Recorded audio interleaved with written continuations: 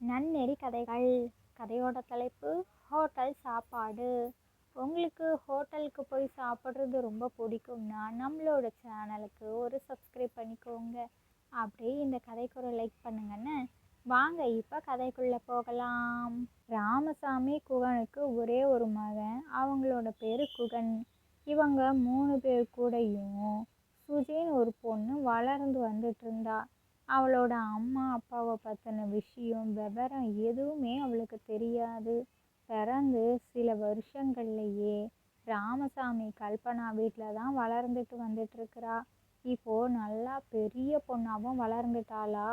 அவளும் எங்கள் அம்மா அப்பா எங்கே இருக்காங்க, யார் எப்படி இருப்பாங்க அப்படின்னு எந்த விஷயத்தையும் கேட்டதே கிடையாது.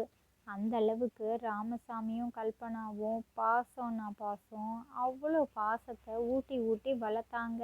அவங்க மகன் குகனை எவ்வளோக்கு எவ்வளோ பாசமாக வளர்த்தாங்களோ அதே மாதிரி தான் சுஜியவும் கவனிச்சுப்பாங்க. 2 பேரும் அவ்வளோ ஒத்துமையாக இருப்பாங்க. சுஜியும் குகனும் ஒரே பள்ளிக்கூடத்தில் தான் படித்தாங்க. சுஜியை விட குகனுக்கு 2 வயசு அதிகம்.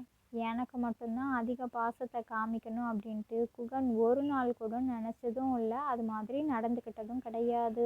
சுஜி மேலே அதிக அளவில் பாசம் இருந்தாலும் அவனுக்கு அதில் ரொம்ப சந்தோஷமாக இருக்கும்.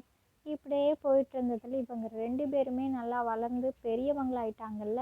கல்யாண வயசு ஆயிடுச்சா.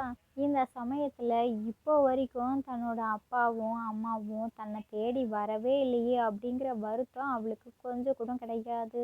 ஆனால் கல்பனாவுக்கும் ராமசாமிக்கும் கொஞ்சம் பதட்டமாக இருக்குது. இவ்வளோ பெரிய பொண்ணை எப்படி இன்னும் அப்படியே வச்சிட்ருக்கிறது, காலகாலத்தில் கல்யாணம் பண்ணி வைக்கணும்ல அப்படின்னு அவங்களுக்கு தோணுது. சுஜிட்டையும் அவளோட கல்யாண விஷயத்தை பற்றி பேசுகிறாங்க. சுஜிக்கு அதை பற்றி எதுவும் தெரியல, ஆனால் அமைதியாக இருக்கிறா. ஆனால் குகனுக்கு சுஜியை ரொம்ப பிடிக்குமா. அவன் அவங்க அம்மா கிட்ட நேருக்கு நேராக போய் சொல்லிடுறான். அம்மா, எனக்கு சுஜியை ரொம்ப பிடிச்சிருக்குது, அதனால் வேறு வீட்டில் அவள் போய் இருக்கிறதுக்கு இத்தனை வருஷங்களாக நம்மளோட வீட்டில் சந்தோஷமாக இருந்தால, இதுக்கப்புறம் நான் அவளை கல்யாணம் பண்ணிக்கிட்டா இதே வீட்டில் இன்னும் சந்தோஷத்தோடு அவள் இருப்பாள்லம்மா அப்படிங்கிறாங்க. ஆமாடா, ஆமாம், நீ சொல்கிறதும் சரின்னு தான் படுது. ஆனால் உன்னோட விருப்பத்தை மட்டுமே வச்சுட்டு நாம் எதையும் முடிவு செய்ய முடியாது. சுஜிட்டையும் பேசுவோம், அவள் என்ன சொல்கிறான்னு பார்க்கணும்ல அப்படிங்கிறாங்க. ஆமாம்மா, ஆமாம், நான் சுஜியோட விருப்பத்தையும் கேட்டுட்டதுக்கு அப்புறமா தாம்மா சொல்கிறேன் அப்படிங்கிறாங்க. ஏன்னா நம்ம வீட்டிலையே வளர்ந்தாங்கிறதுக்காக நம்ம சொல்கிறத தான் அவள் கேட்கணும் அப்படின்னெல்லாம் எதுவும் சட்டம் கிடையாது. அவளுக்கும் அப்படி தோணிடக்கூடாதுல்ல. ஆமாப்பா, ஆமாம், நீங்கள் சரியாக சொன்னீங்க, நானும் அதைத்தான் நினச்சேன் அப்படிங்கிறாங்க குகனு. அதுக்கப்புறம் அவங்க 4 பேருமா சேர்ந்து கல்யாண விஷயத்த பேசுகிறாங்க. சுஜிக்கும் ரொம்ப சந்தோஷம். அவள் எதிர்பார்க்கவே இல்லை. அதுக்கு சுஜி சொல்கிறா, இத்தனை வருஷங்களாக நான் இங்கேயே வளர்ந்துட்டேன்னா இதுக்கப்புறம் நான் புதுசாக எதையும் மாற்றிக்க வேண்டிய அவசியம் இல்லை. ஜாலியாக இதுக்கப்புறமும் நல்லா என்ஜாய் பண்ணுவேன் அப்படின்னு குஷியாக பேசுகிறா. அதை கேட்டோன்னையும் அவங்க 3 பேருக்கு ரொம்ப பயங்கர சந்தோஷமாயிடுச்சு. அதுக்கப்புறமா குகனுக்கும் சுஜிக்கும் 2 மாதத்துக்குள்ள திருமணமும் நல்லபடியாக முடிஞ்சிருச்சு. அன்னைக்கு ஒரு நாள் ராமசாமி சோஃபாவில் உட்காந்துக்கிட்டு அவர் சின்ன வயசில் படித்த பாட புத்தகங்கள், நோட்டு, அவர் எழுதின கையெழுத்தெல்லாம் ஒவ்வொன்றுத்தையும் ரசித்து பார்த்துட்ருக்கிறாரு. அப்போது அவரோட நண்பன் ஞாபகம் வருது. அடடா, அவன் எவ்வளோ அழகாக வரைஞ்சி தருவான்ல, இந்த ரெக்கார்ட் நோட்டில் கூட அவன் தானே வரைஞ்சி தந்தான். ஆனால் பார்த்து எத்தனை வருஷங்கள் ஆகுது. சுஜியோட அப்பா இல்லை அவன். ஆனால் எப்போ பார்ப்போன்னே தெரியாது. சுஜிக்கும் இன்னும் அவங்களோட அப்பா அம்மாவை பற்றி நான் சொன்னது கூட கிடையாது, அவளும் கேட்டதில்லை. இப்போ வேற என்னோட நண்பன் கந்தையாவை பார்க்கணும் போலேயே இருக்குது. ஆனால் எப்போ பார்ப்பேன்னு தெரியலையே, அந்த ஆண்டவனுக்கு தான் தெரியும். சரி, என்ன பண்ணுறது, நம்ம ஒன்று நினச்சா அந்த கடவுள் ஒன்று நடத்தி வைப்பாங்க அப்படின்ட்டு இப்போதைக்கு இந்த நினைவுகள் மட்டும்தான் என்கிட்ட இருக்குது. அதை பார்த்து சந்தோஷப்பட்டுக்கிறேன்னு அதையே பார்த்துட்ருக்குறாங்க. அடுத்த கொஞ்ச நேரத்திலேயே அவங்களோட மனைவி ராமசாமியை தேடி வராங்க. ஏங்க ஏங்க, உங்களை தேடி யாரோ வந்திருக்கிறாங்க, சீக்கிரமாக வாங்க. நானும் எவ்வளவோ கூப்பிட்டு பார்த்துட்டேன் உள்ள, ஆனால் வாசல்லையே நின்றுட்டுருக்குறாங்க, உள்ளே வரவே மாட்டேங்கிறாங்க. உங்களை பார்த்துட்டு போகணும்னு சொன்னாங்க. ஏதோ முக்கியமானவங்களா இருப்பாங்கன்னு நினைக்கிறேன்.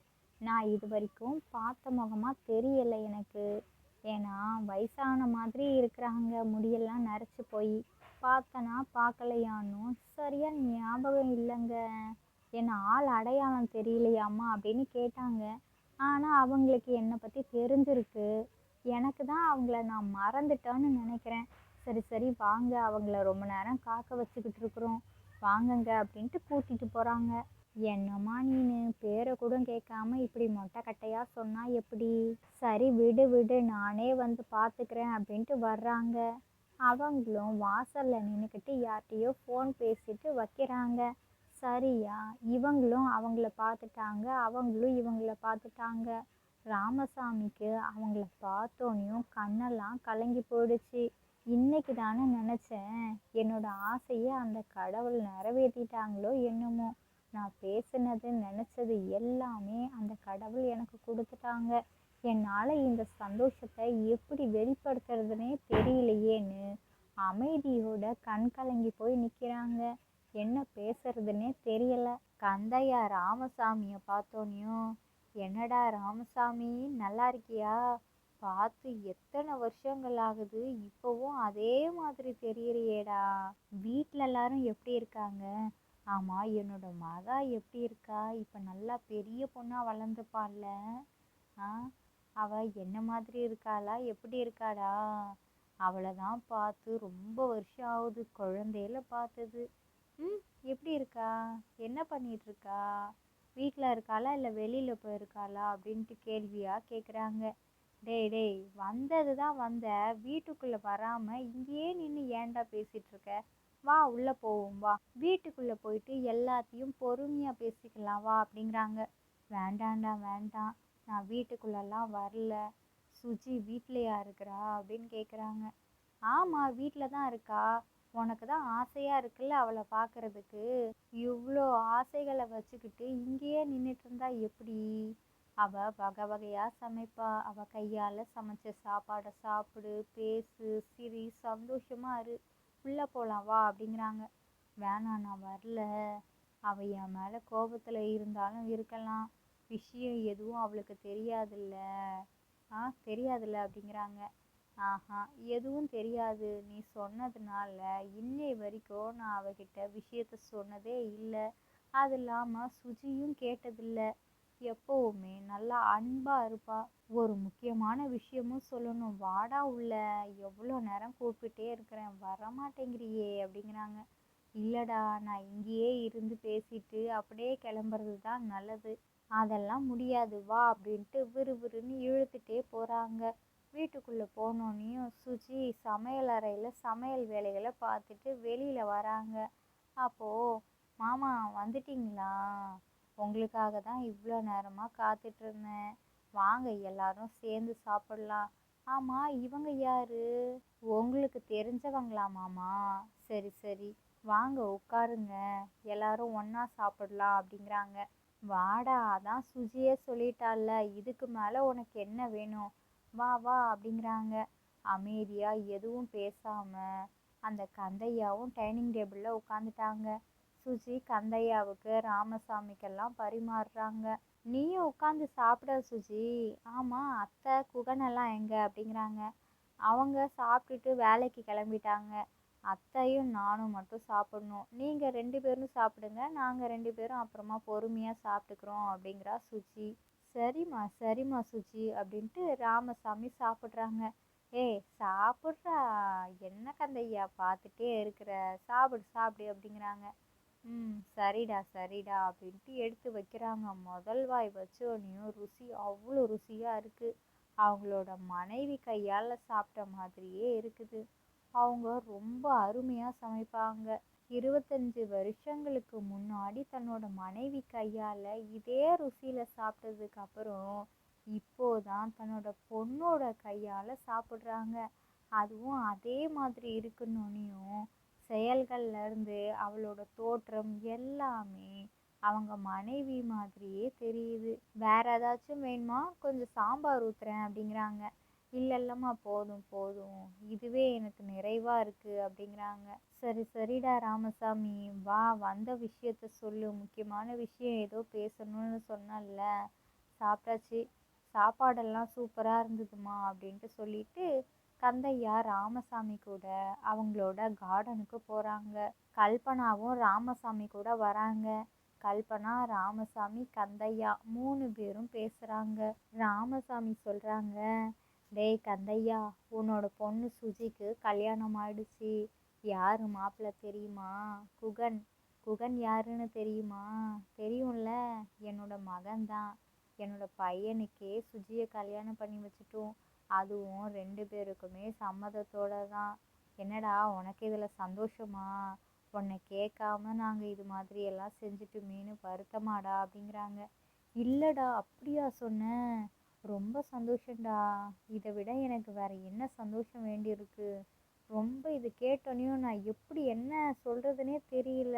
பேசுறதுக்கு பேச்சே வரலடா, எனக்கு தடுமாறி போய் நிக்கிறேன். மகளோட கல்யாணத்தை நீங்க சிறப்பா செஞ்சிருக்கிறீங்க. ஆனா நான் தகப்பனா எந்த செலவுமே செய்யலைல்ல. இந்தாங்க, இந்த பெட்டியில இருக்கிற பணத்தை வாங்கிக்கோங்க அப்படிங்கிறாங்க. டேய் டேய், என்னடா பேசுற நீ கந்தையா? ஆ, இது எவ்வளோ பெரிய நல்ல விஷயம். இதுக்கு போய் நீ காசெல்லாம் கொடுத்துக்கிட்டு இருக்கிற. எதுவுமே நடக்கலை, ஆனால் இவ்வளோ பெரிய பெஸ்ட்டான விஷயம் நடந்திருக்குதுன்னா அதை என்னால் எப்படிடா அப்படியே விட முடியும்? இதை நீ வாங்கி தான் ஆகணும். எனக்கு அப்போதாண்டா மனசுக்கு ரொம்ப சந்தோஷமாக இருக்கும். சுஜிட்ட இப்போவும் நீ சொல்லிடாத நான் தான் அவளோட அப்பான்னு அப்படிங்கிறாங்க. டேய், ஏன்டா இப்படி பண்ணுற? இத்தனை வருஷங்களாக நாம தான் இப்படியே இருந்துட்டோம். என்னைக்கா இருந்தாலும் சுஜிக்கு விஷயம் தெரியாமலா போயிடும் சொல்லு? எனக்குமே குற்ற உணர்ச்சியாக தான் இருக்குது. இத்தனை வருஷங்களாக என்னை பார்க்கல, எப்படி இருக்கேன் என்ன ஏதுன்னு எதையுமே என்னை பற்றி யோசிக்காத ஒருத்தர் இப்போ மட்டும் வந்துட்டு நான் தான் உன்னோட அப்பா அப்படின்னு உறவு கொண்டாடினா அவள் எப்படிடா ஒத்துப்பா? அதுக்காக தான் சொல்கிறேன். வேண்டாண்டா ராமசாமி, வேண்டாம். இப்படியே இருந்துட்டு போகட்டும். அவள் கையால் நல்லா ருசியான சாப்பாடை சாப்பிட்டுட்டேன். நிறைவாக திருப்தியாக இருந்தது. சந்தோஷம்டா, எனக்கு ரொம்ப சந்தோஷம். இதுக்கப்புறம் நான் எப்போ வருவேன், எப்படி வருவேன், எந்த சூழ்நிலையில் வருவேன்னு எனக்கே தெரியாது. நான் சீக்கிரம் புறப்படணும். இந்தாங்க வாங்கிக்கோங்க. சுஜிட்ட மட்டும் விஷயத்த சொல்லிடாதீங்கன்ட்டு பணத்தை கொடுத்துட்டு கிளம்பிட்டாங்க. அதுக்கப்புறம் ராமசாமியும் கல்பனாவும் வீட்டுக்குள்ளேயும் வந்துட்டாங்க. சுஜி, யார் மாமா வந்தது? புதுசாக இருந்தாங்க, ஆனால் அவங்கள பார்த்தோன்னையும் எனக்கு ரொம்ப சந்தோஷமாக இருந்தது. இது வரைக்கும் இது மாதிரி உணர்வு எனக்கு தோணுனதே கிடையாது. அது எப்படி சொல்கிறதுன்னு எனக்கு தெரியல. ஆனால் ரொம்ப நல்லா இருந்துச்சு. இந்த நாளை என்னால் மறக்கவே முடியாது வாழ்நாள் முழுக்க. அது மட்டும் உண்மை அப்படிங்கிறாங்க.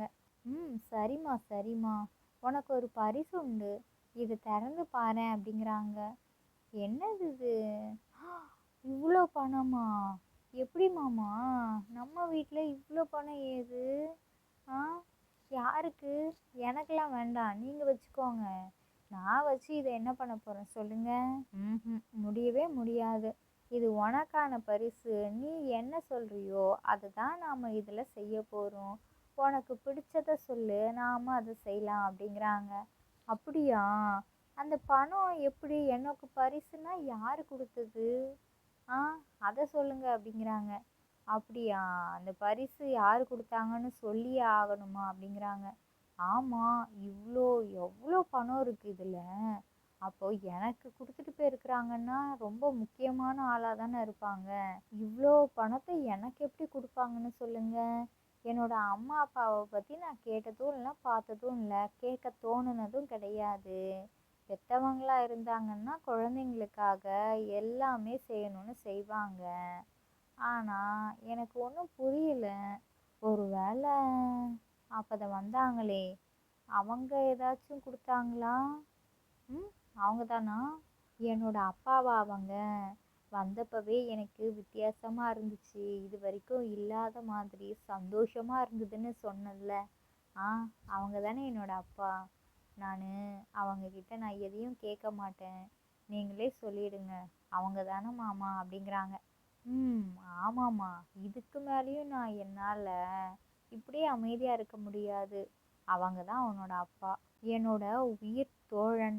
நானும் அவனும் சின்ன வயசுலேருந்து நண்பர்கள். கால சூழ்நிலையால் அவன் எங்ககிட்ட உன்னை ஒப்படைச்சிட்டு போனான்.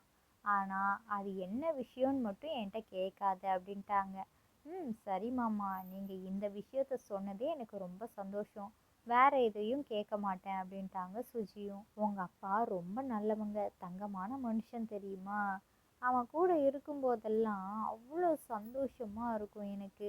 இன்னைக்கு நான் நினச்சிட்டே இருந்தேன், அது எப்படின்னு தெரியல. அதே மாதிரி கடவுள் அவனை என்னை பார்க்க வச்சுட்டாங்க. நீயும் பார்த்துருக்குற இத்தனை வருஷங்களுக்கு அப்புறம் உனக்கும் விஷயம் தெரிஞ்சிருச்சு. அவனும் உன்னை பார்த்துட்டு போயிட்டான். இதை விட வேற என்ன வேணும்? இதுக்கப்புறம் எப்போ வருவான்னு எனக்கும் தெரியாது. அவனும் சொல்ல மாட்டான், சொல்லலை. சரி சரி சுஜி, இந்த பணத்தெல்லாம் வச்சு என்ன செய்யலாம்? உன்னோட விருப்பத்துக்கு ஏற்ற மாதிரி தான் செய்யணும். நீ பிடிச்சதை சொல்லு அப்படிங்கிறாங்க. அப்படியா, எனக்கு ரொம்ப நாள் ஆசை ஹோட்டல் வைக்கணும்னு. அது வேணும்னா வைக்கலாமா அப்படிங்கிறாங்க.